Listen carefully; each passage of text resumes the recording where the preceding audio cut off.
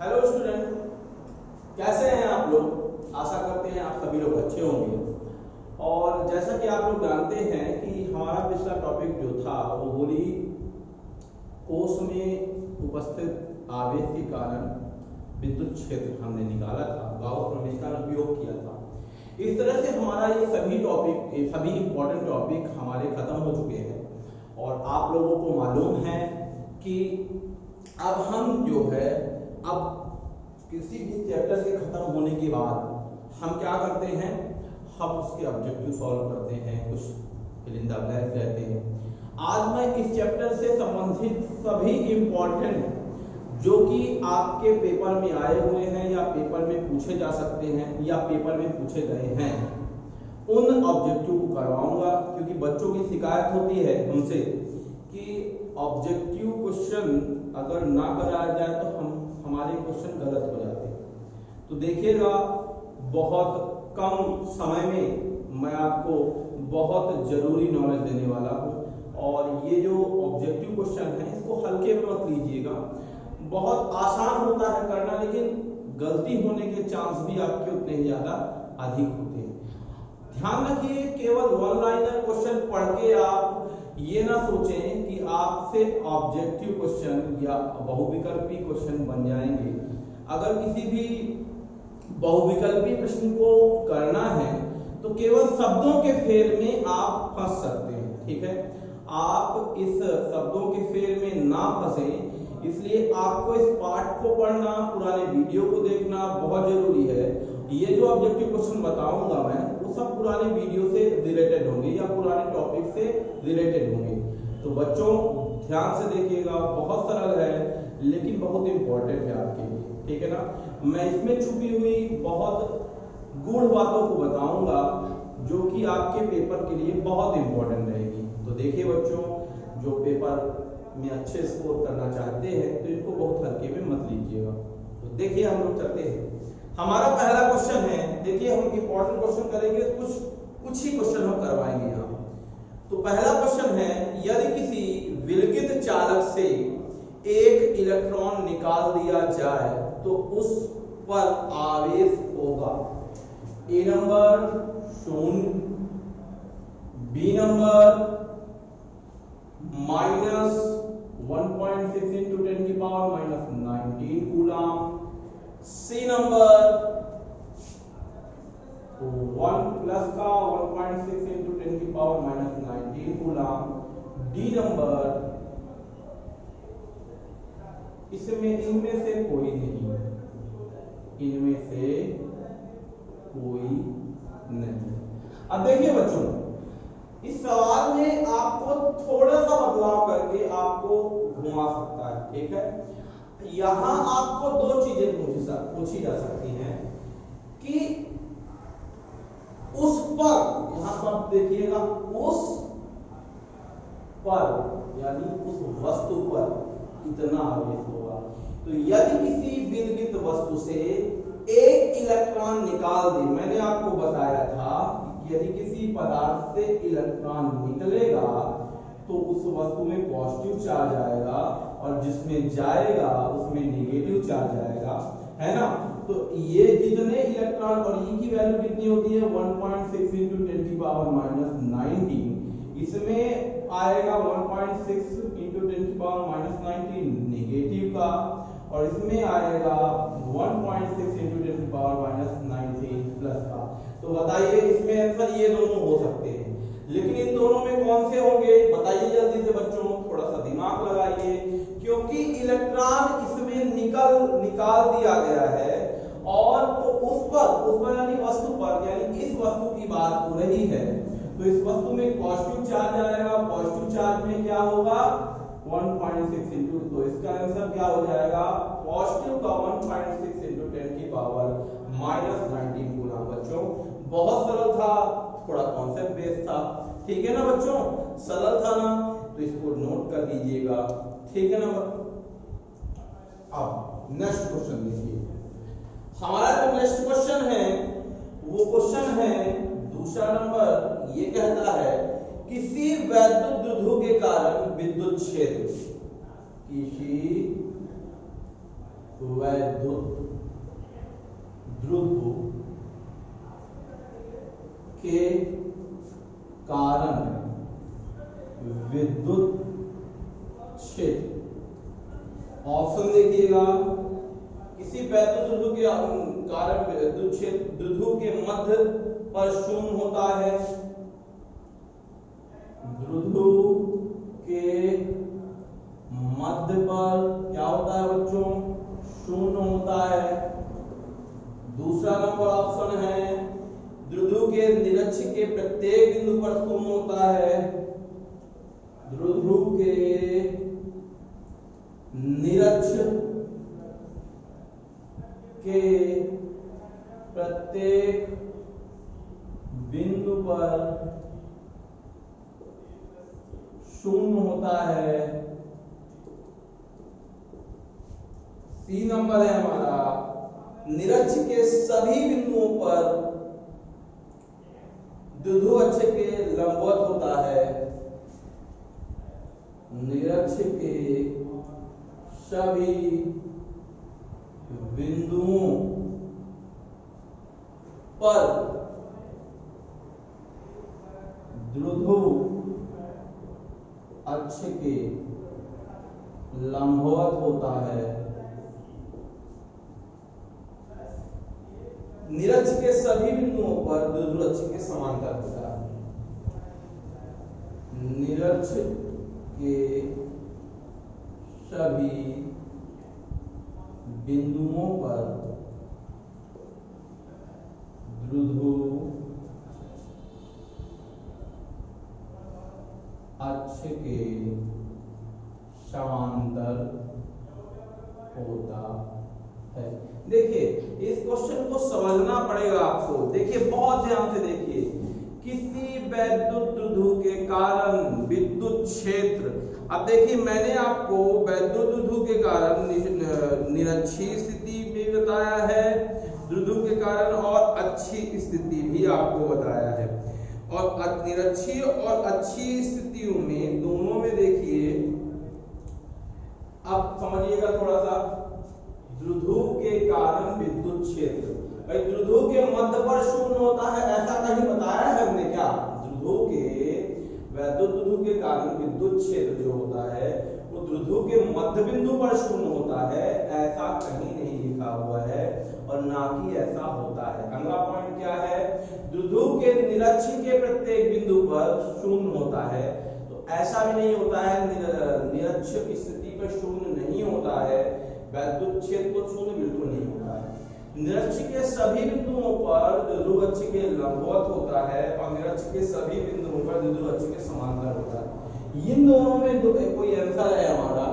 तो पहला है हमारा, सभी बिंदुओं पर द्रुतु अक्ष के लंबवत, सभी बिंदुओं पर द्रुतु अक्ष के लंबवत। अब देखिए, सभी बिंदु पर द्रुतु अक्ष के लंबवत पे देखा जाए तो ये जो लंबवत पॉइंट है, द्रुतु अक्ष के लंबवत तो नहीं हो सकता है, ठीक है ना, द्रुतु अक्ष के समांतर हो सकता है ना, क्योंकि भाई हमारा जो विद्युत क्षेत्र बनता है, ध्यान से देखिएगा, जैसे ये देखिए, इस पर जो विद्युत क्षेत्र बना था हमारा, तो हमारा जो विद्युत क्षेत्र की दिशा जो थी वो ऐसे थी, देख लीजिए, यूं थी की नहीं थी, ये E1 था, ये E2 था और ये E था, तो ये इसके क्या था? समांतर था। ये इसके क्या था? समांतर। तो द्रुतु के क्या हो जाएगा बच्चों? द्रुतु के क्या हो जाएगा? ये समांतर हो जाएगा, ना कि लंबवत होगा। तो विद्युत क्षेत्र हमेशा क्या होता है? इसके समांतर होता है। इस बात को ध्यान रखिएगा और यही है इसका आंसर, ठीक है ना। ये किस वजह से हुआ? इसकी वजह से हुआ। तो ठीक है बच्चों, इसका स्क्रीनशॉट ले लीजिएगा, सॉरी ले लीजिएगा। अब देखिए नेक्स्ट क्वेश्चन, बहुत इंपॉर्टेंट क्वेश्चन करवा रहा हूं, विद रीजन बताऊंगा आपको, ठीक है ना। आप लोग इसको ध्यान से देखिएगा, बहुत इंपॉर्टेंट क्वेश्चन है। अगला देखिए, अगला क्वेश्चन जो है बहुत सरल क्वेश्चन, बहुत इंपॉर्टेंट क्वेश्चन। विद्युत क्षेत्र का मात्रा क्या होता है? ये तो आप लोग जानते होंगे, ये 3rd नंबर क्वेश्चन है हमारा। विद्युत क्षेत्र का मात्रक क्या होता है? ठीक है, तो क्या दिया हुआ था? न्यूटन पर कूलम, न्यूटन पर कूलाम। बी नंबर क्या दिया हुआ है, कूलाम पर न्यूटन, कूलाम पर न्यूटन। सी नंबर क्या दिया हुआ है बच्चों, जूल पर कूलाम, जूल पर कूलाम। और डी नंबर दिया हुआ है बच्चों कूलाम पर जूल। देखिए किसी भी चीज का जो मात्रक होता है वो फार्मूला पे बेस्ड होता है, और आपको पता होना चाहिए कि E बराबर क्या होता है बच्चों, F अपॉन W। E बराबर F अपॉन Q0 होता है, और F अपॉन Q0 यानी F का हो गया न्यूटन और Q0 का हो गया आपका C, यानी क्या हो जाएगा इसका, न्यूटन पर कूलाम इसका आंसर हो जाएगा। तो था ना सवाल बच्चों। नेक्स्ट क्वेश्चन देखिए, आगे क्या हो जाएगा, वायु का परावैद्युतांक, वायु का परावैद्युतांक। देखिएगा परावैद्युतांक जो होता है उसके बारे में मैंने आपको बताया था, है ना। इसमें कंफ्यूजन बहुत हो जाता है, ठीक है ना बच्चों, आप लोग ध्यान रखिएगा। और इसके ऑप्शन देखिए, पहला ऑप्शन है 8.85 into 10 की पावर कूलाम स्क्वायर पर न्यूटन स्क्वायर मीटर। और अगला जो है क्या दिया हुआ है, न्यूटन मीटर स्क्वायर। और अगला बी नंबर देखिए दिया हुआ है आपका 1 दिया है, और सी नंबर आपका दिया हुआ है अनंत। और डी नंबर आपका जो है वो दिया हुआ है 9। इनमें से कोई नहीं, इनमें से कोई नहीं। देखिए बच्चों आप लोग ध्यान रखना है परावैद्युतांक के बारे में, ये तीनों परावैद्युतांक से मिलते जुलते हैं। पहला नंबर जो दिया है 8.85 into 10 की पावर माइनस 12 कूलाम स्क्वायर पर न्यूटन मीटर स्क्वायर, ये है एप्सिलॉन 0 की वैल्यू, एंड एप्सिलॉन नॉट की वैल्यू क्या दी हुई है 8.85 into 10 की पावर माइनस 12 कूलाम स्क्वायर पर न्यूटन मीटर स्क्वायर। को याद रखना है आपको, ये एप्सिलॉन 0 की वैल्यू है, ठीक है ना। और वायु का परावैद्युतांक ध्यान रखिएगा 1 होता है, 1 के लगभग यानी 1 होता है, ठीक है। और अनंत किसका होता है, धातुओं का जो परावैद्युतांक होता है वो अनंत होता है। ध्यान रखना है धातुओं का जो परावैद्युतांक होता है वो क्या होता है बच्चों, अनंत होता है। और ये इस तरह से इसका आंसर क्या हो जाएगा, इसका आंसर बी नंबर हो जाएगा, यानी 1 हो जाएगा, ठीक है ना बच्चों। अगला देखिएगा 5वां नंबर है ना, 5वां ही रहेगा ना। हाँ, अगला जो सवाल है बहुत इंपॉर्टेंट है, इसको मैंने करवाया था आपको। एक कूलाम आवेश में, एक कूलाम आवेश में इलेक्ट्रॉनों की संख्या। देखिए ऑप्शन, पहला नंबर देखिए क्या हो जाएगा, पहला नंबर दिया हुआ है 5.46 into 10 की पावर 29, ठीक है। अगला क्या दिया हुआ है, बी नंबर दिया है 6.25 into 10 की पावर 18। और सी नंबर क्या दिया हुआ है 1.6 into 10 की पावर 19। और ये दिया हुआ है -90। और डी नंबर दिया हुआ है आपका 9.0 into 10 की पावर 9.1 into 10 की पावर -31। अब ऐसा दे देगा आपको, देखिए ये जो नंबर है इसका तो कोई मतलब ही नहीं है, इसमें ध्यान रखना है कंफ्यूजन यहाँ होता है, ठीक है। एक कूलाम आ गया तो आपको ध्यान आएगा कि भाई एक इलेक्ट्रॉन में आवेश 1.6 into 10 की पावर -19 होता है, लेकिन यहाँ एक इलेक्ट्रॉन का आवेश नहीं पूछ रहा है, ठीक है ना। यहाँ एक कूलाम का आवेश पूछ ही नहीं रहा है, इलेक्ट्रॉनों की संख्या पूछ रहा है बच्चों। तो इलेक्ट्रॉन हमने निकाला था, आपको जब क्वांटाइजेशन बताया था तब आपको निकलवाया था। इसकी वैल्यू होती है 6.25 into 10 की पावर 18 होती है बच्चों। तो इसको ध्यान से नोट कर लेना है आपको, ठीक है ना।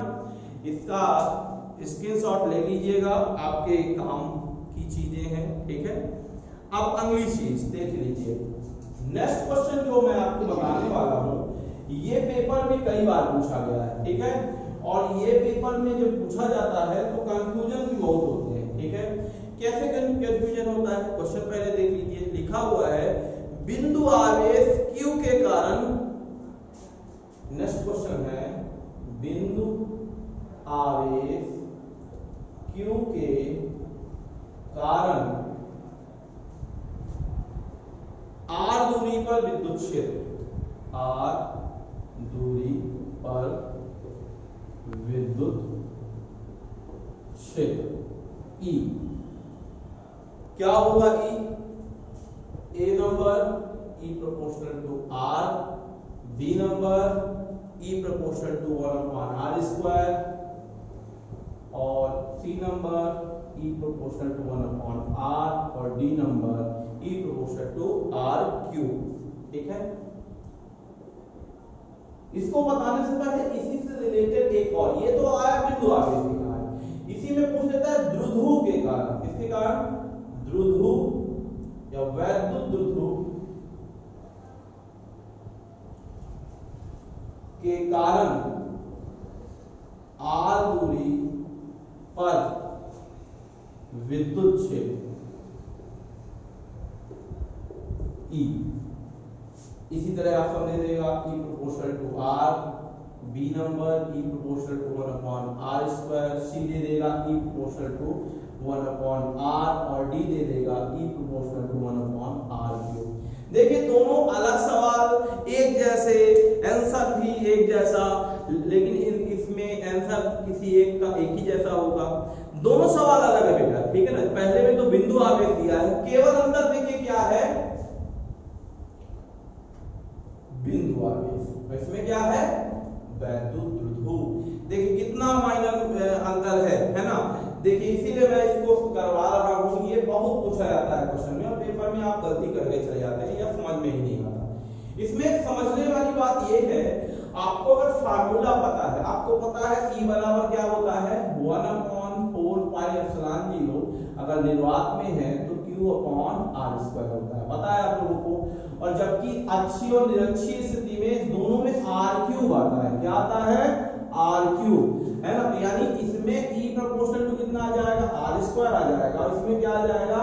ये आ जाएगा द्विध्रुव के कारण। ये किसके कारण? द्विध्रुव के कारण है। और ये किसके कारण? बिंदु आवेश के कारण। किसके कारण बच्चों? बिंदु आवेश के कारण। तो इसका आंसर क्या हो जाएगा? बिंदु आवेश वाले में इसका आंसर हो जाएगा E प्रोपोर्शनल टू 1/r² और वैद्युत द्विध्रुव वाले में इसका आंसर हो जाएगा E प्रोपोर्शनल टू 1/r³। तो बच्चों ये बहुत बढ़िया सवाल थे, कुछ इंपॉर्टेंट सवाल थे, इसको याद रखना है, ठीक है ना। इसको आप लोग इसको याद रखना है। इसके पिक जो है मैं आपको भेज दूंगा या फिर आप खुद स्क्रीनशॉट ले सकते हैं, ठीक है। तो बच्चों ये थे हमारे कुछ इंपॉर्टेंट ऑब्जेक्टिव सवाल, बहुत सरल थे, बहुत आसान थे, बहुत अच्छे तरीके से मैंने बताने की कोशिश की है।